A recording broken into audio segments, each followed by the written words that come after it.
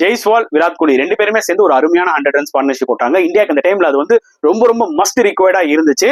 செம்மையா போயிட்டு இருக்கும்போது பாத்தீங்கன்னா ஒரு பிரெயின் ஃபேட் மூமெண்ட் ஜெய்ஸ்வால் பண்ணாரு, தேவையில்லாத ஒரு சிங்கிள். ஓகே, சோ இது வந்து ஜெய்ஸ்வால் மேலேயும் மிஸ்டேக் இருக்கு, விராட் கோலி மேலேயும் மிஸ்டேக் இருக்கு. ஓகே, ஒரு ரன்னிங் பிட்வீன் இந்த விக்கெட்ஸ்ல வந்து பாத்தீங்கன்னா ஒரு ஸ்ட்ரைக்கரு மிட் ஆஃப்லயோ இல்ல மிட் ஆன்லயோ அடிச்சா அவர் தான் அந்த கால் எடுப்பாரு, ரன் வேணுமா வேணாமா. சோ அவர் ரன் வேணும் போது நான் ஸ்ட்ரைக்கர் இருக்காம திரும்பி பார்க்காம ரன் ஓடணும். ஏன்னா அவன் சேவர் சைடுக்கு தான் போறான், ஸ்ட்ரைக் பண்றான். பாத்தீங்களா, ஜெய்ஸ்வால் இருக்காரு பாத்தீங்களா, அவர் தான் டேஞ்சர் எடுக்க போவார்.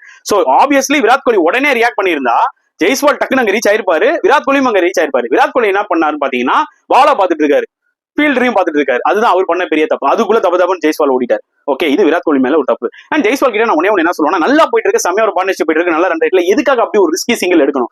அந்த மூமெண்ட்ல அது தேவையே இல்லையா? இல்ல லாஸ்ட் பால் நீ சிங்கிள் எடுக்கிற மாதிரி ஐடியா இருந்தா ஒரு சின்ன கான்வர்சேஷன் வச்சிருக்கலாம் விராட் கோலி கிட்ட. சோ அது என்ன ஆச்சுன்னா, இந்த ஒரு பிரெயின் ஃபேட் மூமெண்ட்னால ஃபிளட் கேட் ஓபன் ஆகி டப்பு டப்புன்னு 3 விக்கெட் எடுத்தாங்க 6 ரன்ல ஆஸ்திரேலியா. இன்னைக்கு ஒரு சூப்பர் பொசிஷன்ல இருக்காங்க.